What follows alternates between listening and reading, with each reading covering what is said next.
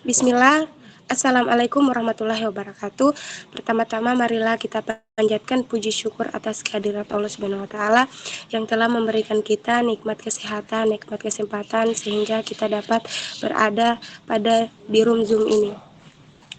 Di sini kami adalah kelompok 3 akan mempresentasikan hasil karya kami yang berjudul Situation Analysis yang dipresentasikan oleh Iketut Wahyu Julianto, saya sendiri sebagai moderator, Asmi Jaya, Anggun Eka Safitri, dan Jenny Arnelia Nurhat. Adapun pokok pembahasan yang akan kami presentasikan yaitu yang pertama, definisi situation analysis, yang kedua, tujuan, fungsi, dan manfaat situation analysis, yang ketiga, faktor-faktor kunci yang dianalisis, yang berpoinkan beberapa yaitu social factor, yang project factor, institution factor, teacher factor, learning factor, adaptation factor. Yang keempat yaitu profiling day factor, identify in day station analysis.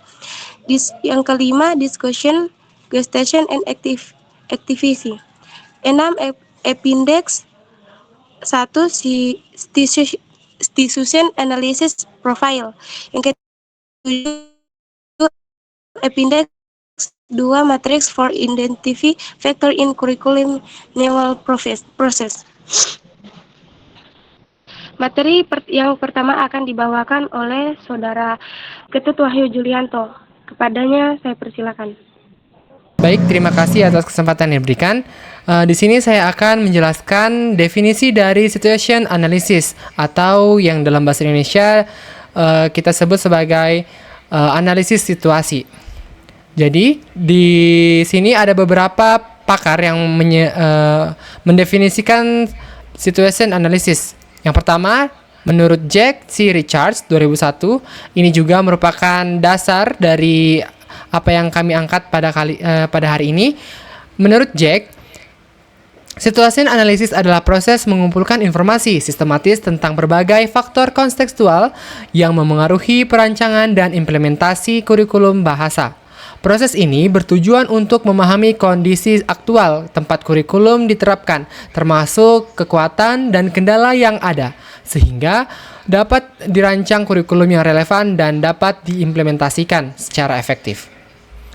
Selanjutnya ada menurut David Noonan 1988, situasi analisis adalah langkah awal penting dalam pengembangan kurikulum yang melibatkan eksplorasi terhadap kebutuhan peserta didik dan konteks sosial tempat pembelajaran berlangsung. Noonan menekankan pentingnya mengenal kebutuhan belajar dalam konteks yang spesifik agar desain pembelajaran lebih tepat sasaran. Terus yang selanjutnya, menurut Yalden 1987, analisis konteks situasi melibatkan kajian terhadap kondisi sosial, politik, dan institusional yang mengelilingi program pengajaran bahasa.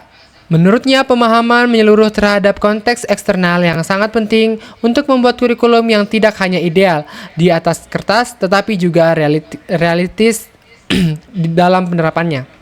Dari ketiga definisi tersebut dari pakar-pakar, kita dapat mengambil kesimpulan bahwa situasi analisis adalah proses mengumpulkan data dan menganalisis informasi kontekstual yang memengaruhi perkembangan kurikulum.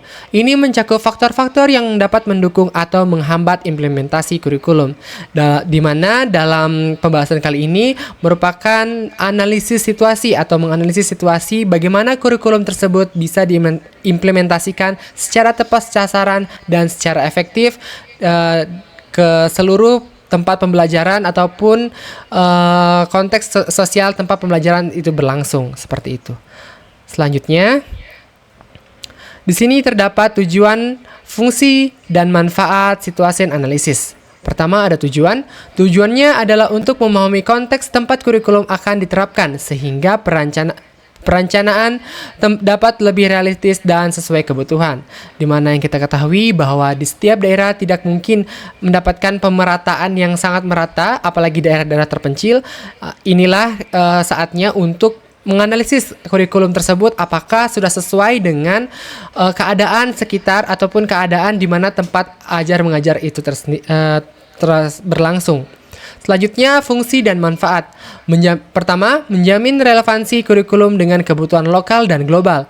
Kedua, mengidentifikasi hambatan potensial sejak awal perencanaan. Yang ketiga, memperkuat dukungan pemangku kepentingan dengan menyusun kurikulum yang sesuai dengan ekspektasi kita. Di mana dengan mengikuti ataupun dapat menganalisis keadaan kurikulum di daerah-daerah tertentu bisa menyesuaikan atau beradaptasi dengan kebutuhan yang dibutuhkan di suatu tempat pembelajaran tertentu. Seperti itu. Baik, selanjutnya di sini ada beberapa faktor-faktor dalam situation analysis. Yang pertama ada faktor societal factors atau faktor sosial. Faktor-faktor sosial mencerminkan harapan, nilai, dan kebutuhan masyarakat yang lebih luas terhadap sistem pendidikan dan pembelajaran bahasa. Ini mencakup lingkungan budaya, politik, ekonomi, dan sosial yang memengaruhi tujuan kurikulum. Di mana kita mengetahui bahwa tidak hanya letak geografis saja yang mempengaruhi kurikulum tersebut, tetapi bagaimana lingkungan budaya, politik, atau ekonomi tersebut berlangsung dalam lingkungan area pembelajaran ataupun di mana kurikulum itu akan ditempatkan. Berdasarkan Richard 2001, curriculum planners must consider the role that the language plays a society and the goals that society expects language education to achieve. Baik, yang kedua, project factors atau faktor proyek. Faktor ini mengacu pada kondisi dan parameter spesifik dari proyek pengembangan kurikulum itu sendiri, bagaimana proyek dirancang, dijalankan, dan dikelola. Jadi selain dari societal factors, ada juga faktor proyek, di mana proyek-proyek kurikulum atau pengembangan kurikulum itu sendiri juga dianalisis tepat atau tidaknya kurikulum tersebut diterapkan agar lebih realistis saat kurikulum itu diajarkan kepada siswa-siswa di tempat-tempat tertentu, seperti itu. Menurut the charts, curriculum development projects are also influenced by the nature of the project itself, including its goals, the scope, the personnel and involved, and the funding available. Baik, saya kembalikan kepada moderator. Baiklah, itulah materi yang pertama yang telah dibacakan oleh Wahyu. Materi selanjutnya akan dibacakan oleh Saudari Eka Safitri. Kepadanya kami persilakan. Baik, lanjut. Faktor-faktor yang ketiga, institutional factors atau faktor institusional, yaitu faktor ini mencangkup aspek internal dari lembaga tempat kurikulum akan diterapkan, seperti struktur organisasi, kebijakan akademik, budaya kerja, dan kesiapan institusi. Selanjutnya yaitu ada faktor guru atau teacher factors. Guru merupakan faktor kunci dalam keberhasilan implementasi perubahan kurikulum. Oleh karena itu, dalam merancangkan program bahasa, penting untuk mengetahui jenis guru yang mendukung program dan jenis guru yang dibutuhkan untuk mencapai tujuan program tersebut.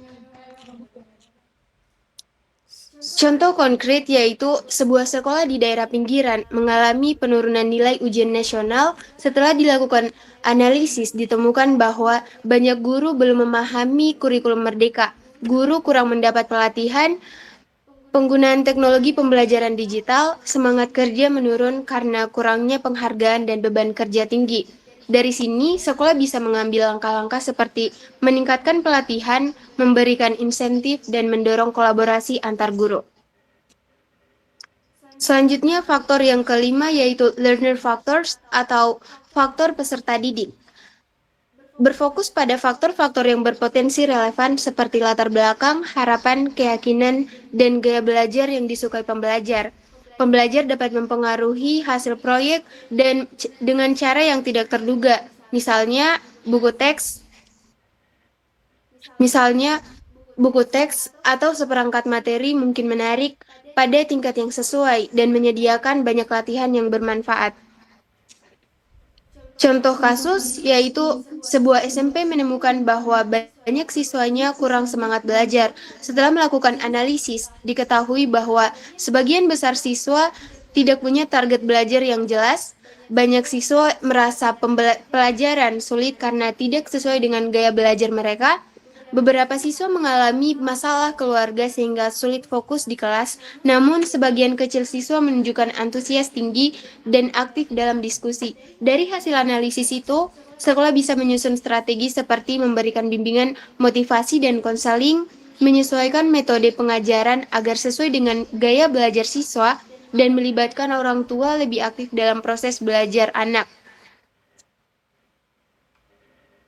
Faktor yang keenam yaitu adopting factors, yaitu pendekatan pengajaran bahasa yang mengharuskan guru untuk mengadopsi peran baru di kelas seperti analis kebutuhan, narasumber, dan tutor bahasa. Mungkin tidak sesuai dengan harapan peserta didik terhadap peran guru, kompleksitas dan kejelasan perubahan kurikulum mungkin juga penting dalam keberhasilan adopsi. Karena alasan ini, pengajaran bahasa komunikatif jauh lebih banyak diadopsi sebagai pendekatan pengajaran daripada pendekatan alami. Baik, itu saja faktor-faktor. Saya persilakan kepada moderator. Baiklah, itulah tadi materi kedua yang telah dibacakan oleh saudari kita Eka Savitri. Sekarang akan dilanjutkan oleh materi ketiga, yaitu yang akan dibacakan oleh Jenny Arnelis. Katanya Baik, terima kasih atas kesempatan yang diberikan kepada saya. Baik, saya akan melanjutkan materi selanjutnya, yaitu Profiling the Factor Identified in the Situation Analysis. Subjudul ini merujuk pada proses menyusun dan mendokumentasikan faktor-faktor yang telah diidentifikasi selama analisis situasi. Tujuannya adalah untuk memahami secara menyeluruh konteks di mana kurikulum akan dikembangkan atau diimplementasikan. Pendekatan ini sejalan dengan konsep analisis SWOT, Strength, Weakness, Opportunities, and Strengths, yang membantu dalam mengidentifikasi kekuatan dan kelemahan internal serta peluang dan ancaman eksternal yang dapat memengaruhi implementasi kurikulum. Sedangkan untuk tujuannya itu, tujuan utama dari ini tuh yang pertama menyusun informasi tentang faktor-faktor yang memengaruhi implementasi kurikulum. Yang kedua, menilai dampak positif dan negatif dari masing-masing faktor terhadap pengembangan kurikulum. Dan yang terakhir itu menyediakan dasar untuk pengambilan keputusan yang informasional dan perencanaan kurikulum. Sedangkan untuk faktor-faktor yang dikaji, yang pertama itu faktor sosial, nilai-nilai budaya, ekspektasi masyarakat, dan dinamika sosial yang dapat memengaruhi penerimaan kurikulum. Yang kedua, faktor institusional, struktur organisasi, kebijakan, sumber daya, dan dukungan administrasi yang tersedia. Dan yang ketiga, faktor guru, kualifikasi, pengalaman, sikap, dan kesiapan guru dalam mengadopsi perubahan kurikulum. Dan yang keempat, faktor peserta didik, latar belakang, kebutuhan, motivasi, dan gaya belajar siswa. Yang kelima, faktor adopsi, kemampuan dan kesiapan institusi serta individu untuk mengadopsi inovasi kurikulum. Selanjutnya, discussion and question and activities. Bagian ini dirancang untuk mendorong refleksi kritis dan diskusi mendalam mengenai hasil analisis situasi. Melalui pernyataan dan aktivitas, pembaca atau peserta pelatihan diajak untuk mengeksplorasi implikasi dari faktor-faktor yang telah diidentifikasi dan bagaimana mereka dapat memengaruhi perencanaan dan implementasi kurikulum. Contoh pernyataan diskusi. Bagaimana faktor sosial dan budaya memengaruhi kebutuhan belajar siswa di lingkungan Anda? Contoh aktivitas, studi kasus, menganalisis skenario nyata atau hipotesis untuk mengidentifikasi faktor-faktor situasional dan merumuskan respon yang sesuai. Pendekatan ini mencerminkan prinsip inquiry-based learning, di mana pembelajaran dirancang oleh pertanyaan dan ekspresi aktif, serta backward design yang memulai perencanaan kurikulum dan hasil pembelajaran yang diinginkan dan merancang aktivitas yang mendukung perencanaan hasil tersebut. Adapun tujuan dari ini, yang pertama itu mendorong pemahaman yang lebih dalam tentang konteks pendidikan. Yang kedua, mengidentifikasi tantangan dan peluang dalam mengembangkan kurikulum. Yang ketiga, membantu dalam merumuskan strategi yang responsif terhadap konteks spesifik.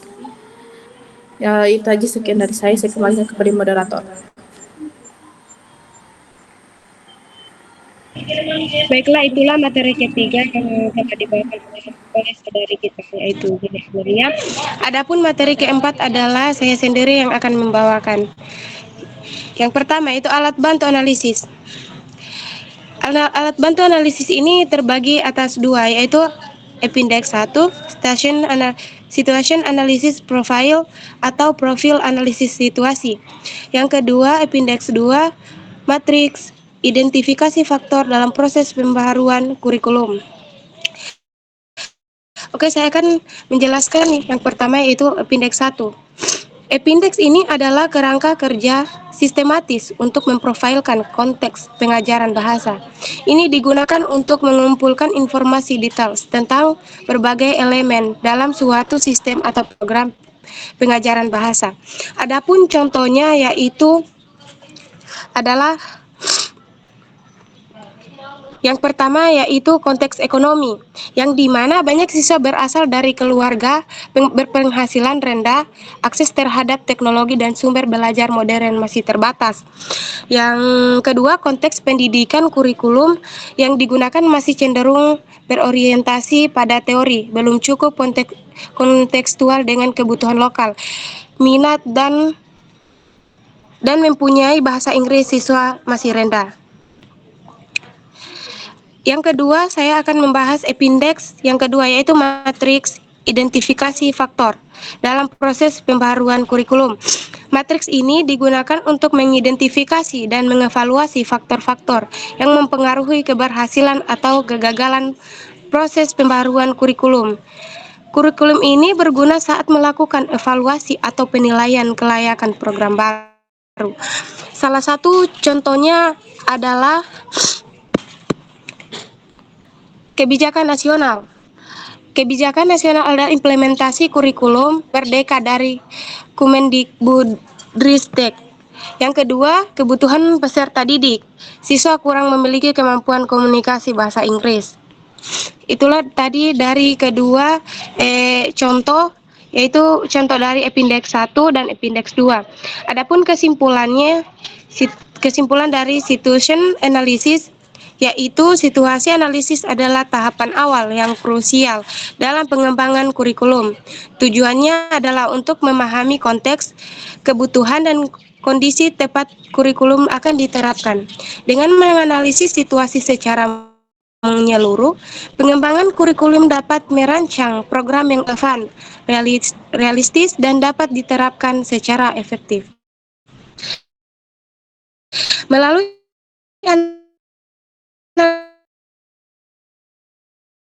analisis situasi yang mendalam, perancangan kurikulum dapat menghindari pendekatan satu ukuran pada kebutuhan nyata dari guru, siswa, dan masyarakat. Seperti yang dinyatakan oleh Richard, a second curriculum is based on a thorough understanding of the context in which is practiced. Itulah tadi materi kami. Kami sudah mempresentasikan materi yang telah kami buat. Jika ada salah kata dari kami, salahnya datang dari kami, benarnya hanya kepada Allah Subhanahu wa taala. Kami dari kelompok 3 akan menutup presentasi yang telah kami presentasikan pada hari ini yang bertempat yaitu di room Zoom, dan kami dari kelompok 3 mengakhiri presentasi kami dengan membaca Alhamdulillah. Assalamualaikum warahmatullahi wabarakatuh. Waalaikumsalam. Wahyu sudah bisa? Halo?